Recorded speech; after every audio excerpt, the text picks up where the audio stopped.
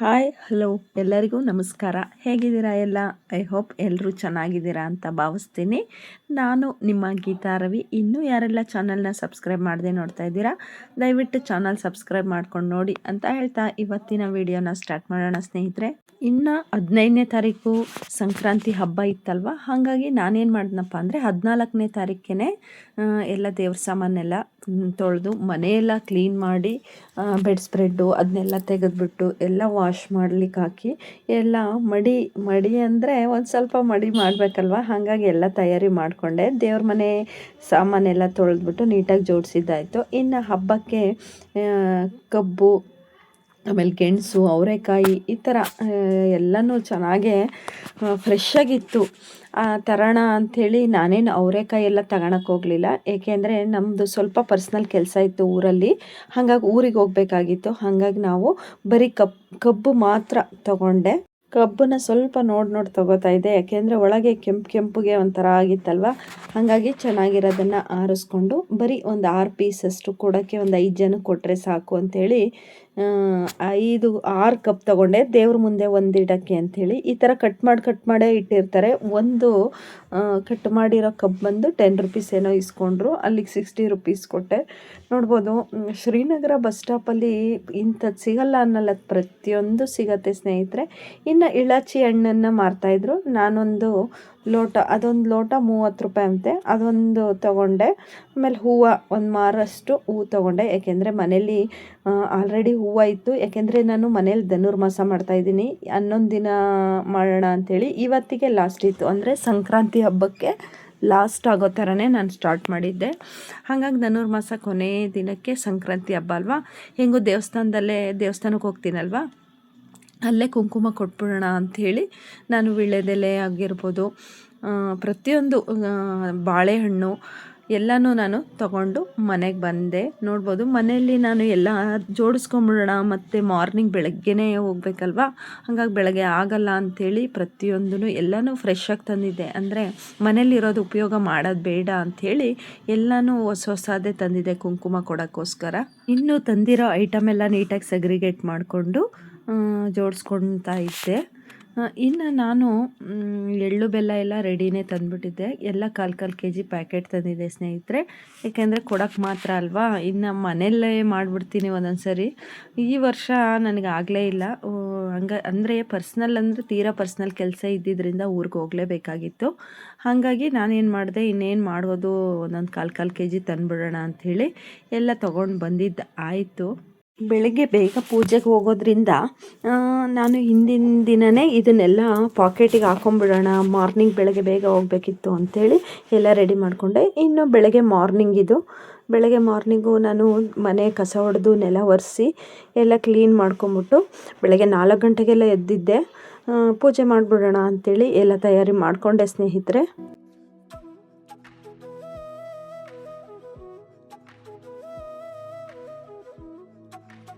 ಪೂಜೆ ನೋಡ್ಬೋದು, ತುಂಬಾ ಚೆನ್ನಾಗಾಯಿತು. ಮಾರ್ನಿಂಗ್ ನಾನು 5:30ಗೆಲ್ಲ ಪೂಜೆ ಮುಗಿಸ್ಬಿಟ್ಟಿದ್ದೆ. ತುಂಬಾ ಚೆನ್ನಾಗಾಯಿತು ಪೂಜೆ ಎಲ್ಲ, ಒಂಥರ ಪಾಸಿಟಿವ್ ವೈಬ್ಸ್ ಅಂತಲೇ ಹೇಳ್ಬೋದು. ಇನ್ನು ಮನೆಯಲ್ಲೆಲ್ಲ ಪೂಜೆ ಮಾಡಿಬಿಟ್ಟು ನೈವೇದ್ಯ ಎಲ್ಲ ಮಾಡಿಬಿಟ್ಟು ಎಳ್ಳು ಬೆಲ್ಲ ಎಲ್ಲ ಇಟ್ಟು ದೇವಸ್ಥಾನಕ್ಕೆ ಹೋಗೋಣ ಅಂಥೇಳಿ ನಾನು ನಮ್ಮ ಹಸ್ಬೆಂಡಿಗೆ ಹೇಳಿದ್ದೆ. ಯಾಕಂದರೆ ಬೇಗನೆ ಹೋಗ್ತಾಯಿದ್ದೆ, ತುಂಬಾ ಕತ್ಲಿತ್ತು, ಮತ್ತು ಜನನೂ ಯಾರೂ ಇರಲಿಲ್ಲ ರೋಡಲ್ಲಿ, ಹಾಗಾಗಿ ಭಯ ಅನಿಸುತ್ತೆ ನಡ್ಕೊಂಡು ಹೋಗೋಕೆ ಒಬ್ಳಿಗೆ. ಹಾಗಾಗಿ ನಮ್ಮ ಹಸ್ಬೆಂಡಿಗೆ ರಾತ್ರಿಯೇ ಹೇಳಿದ್ದೆ, ಬಿಟ್ಕೊಡಿ ಒಂಚೂರು ಅಂಥೇಳಿ. ಹಾಗಾಗಿ ನಮ್ಮ ಮನೆಯವರು ಸರಿ ಬಿಟ್ಕೊಡ್ತೀನಿ ಬಿಡು ಅಂಥೇಳಿ ಅಂದರು. ಧನುರ್ಮಾಸದ 11ನೇ ದಿನದ ಪೂಜೆ ಇದು.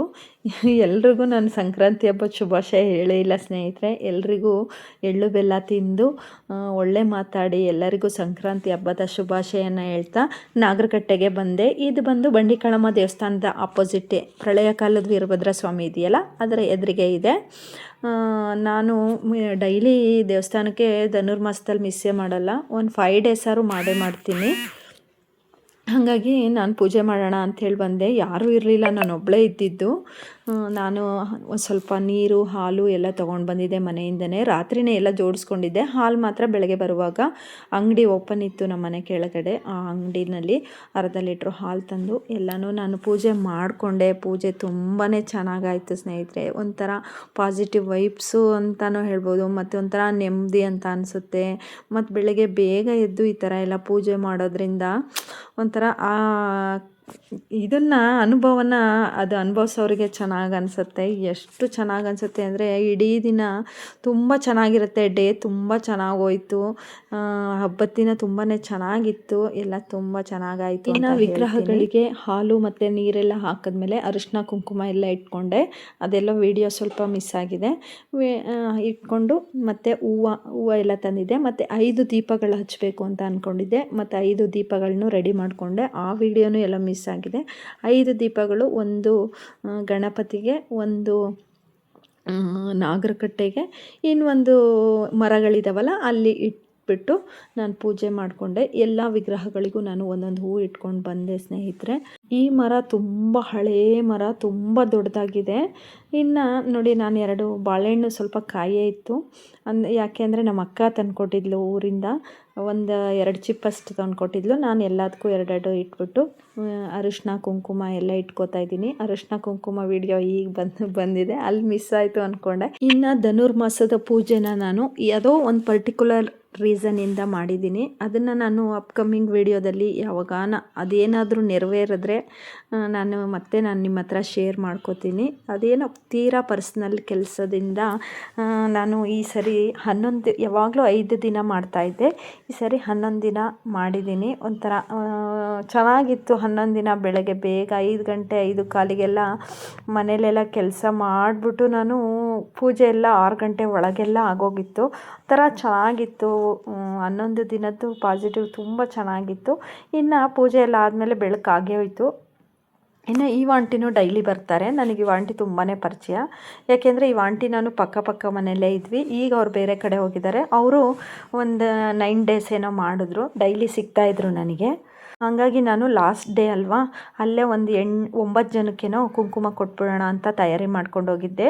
ಎಲ್ರಿಗೂ ನಾನು ಕುಂಕುಮ ಕೊಟ್ಟೆ. ಇವ್ರದ್ದು ಮಾತ್ರ ವಿಡಿಯೋ ಕ್ಲಿಪ್ಪು ಮತ್ತು ಇನ್ನೊಬ್ರದ್ದು ವಿಡಿಯೋ ಕ್ಲಿಪ್ಪನ್ನು ತೊಗೊಂಡಿದ್ದೀನಿ ಸ್ನೇಹಿತರೆ. ಯಾಕೋತಾ ಎಲ್ಲರೂ ಒಂಥರ ವಿಡಿಯೋ ಮಾಡ್ಕೋಬೇಡಿ ಅಂತ ಅಂತಾರೇನೋ ಅಂಥೇಳಿ ನಾನು ಮಾಡ್ಕೊಳಕ್ಕೆ ಹೋಗಲಿಲ್ಲ, ಕೇಳೋಕ್ಕೂ ಹೋಗಲಿಲ್ಲ. ಇವ್ರದ್ದು ಮಾಡಿಬಿಟ್ಟಿದ್ರು. ಅಂದರೆ ವಿಡಿಯೋ ಅವ್ರನ್ನ ಕೇಳಿಲ್ಲ, ನಾನು ಅಪ್ಲೋಡ್ ಮಾಡಿದ್ದೀನಿ. ಅವ್ರ ಮುಖ ಏನು ಅಷ್ಟೇನು ತೋರಿಸಿಲ್ಲ, ನಾನು ಸಿಂಪಲಾಗಿ ಅಷ್ಟೇ ತೋರಿಸಿದ್ದು ಸೈಡಿಂದ. ಅವರು ಇದ್ದರು, ಅವರಿಗೂ ಕುಂಕುಮ ಕೊಟ್ಟೆ. ಇನ್ನೂ ಒಂದು 7-8 ಜನಕ್ಕೆ ಕುಂಕುಮ ಎಲ್ಲ ಕೊಟ್ಬಿಟ್ಟು ಅಲ್ಲಿಂದ ನಾನು ಎದುರುಗಡೆ ಬಡ್ಡಿಕಾಳಮ್ಮ ದೇವಸ್ಥಾನ ಇದೆ, ಅಲ್ಲಿಗೆ ಹೊರಟೆ ಸ್ನೇಹಿತರೆ. ಇಷ್ಟಾಗಿತ್ತು ಇವತ್ತಿನ ಧನುರ್ಮಾಸದ ಪೂಜೆ ಅಂತ ಹೇಳ್ತೀನಿ. ನೋಡಿ ಎಷ್ಟು ಚೆನ್ನಾಗಿದೆ ಇದು ನಾಗರಕಟ್ಟೆ, ತುಂಬಾ ಚೆನ್ನಾಗಿದೆ. ಮತ್ತು ಜಾಗನೂ ತುಂಬ ವಿಶಾಲವಾಗಿದೆ. ಇದು ಎದುರುಗಡೆ ಬಡ್ಡಿಕಾಳಮ್ಮ ದೇವಸ್ಥಾನ, ಈ ಕಡೆ ಆಪೋಸಿಟಲ್ಲಿ ವೀರಭದ್ರ ಸ್ವಾಮಿ ಇದೆ. ಇನ್ನು ಇದ್ರ ಮುಂದುವರೆದಿದ್ದ ಭಾಗನ ನಾನು ನೆಕ್ಸ್ಟ್ ವಿಡಿಯೋದಲ್ಲಿ ಅಪ್ಲೋಡ್ ಮಾಡ್ತೀನಿ. ಅಲ್ಲಿವರೆಗೂ ಟೇಕ್ ಕೇರ್ ಸ್ನೇಹಿತರೆ. ಇನ್ನೂ ಯಾರೆಲ್ಲ ಚಾನಲ್ನ ಸಬ್ಸ್ಕ್ರೈಬ್ ಮಾಡದೆ ನೋಡ್ತಾ ಇದ್ದೀರಾ, ದಯವಿಟ್ಟು ಸಬ್ಸ್ಕ್ರೈಬ್ ಮಾಡ್ಕೊಂಡು ನೋಡಿ ಅಂತ ಈ ವಿಡಿಯೋನ ಎಂಡ್ ಮಾಡ್ತಾ ಇದ್ದೀನಿ. ಬಾಯ್.